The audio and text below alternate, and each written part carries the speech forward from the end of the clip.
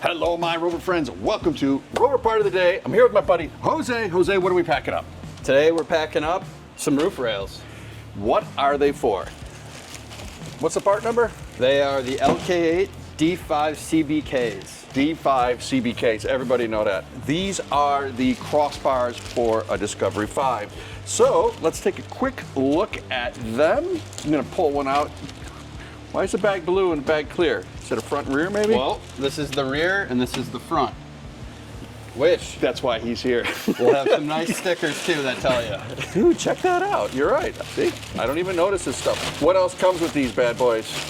What comes with it is Yep. a nice little hardware kit that we have pre-packed and will be taped to the rails. Okay, first thing when you receive these, you take the box, throw out the hardware kit, Don't and then do you say that. Jose didn't put it in the box. Please don't do that. So all the hardware, I'm not going to open that up. Anything else in here?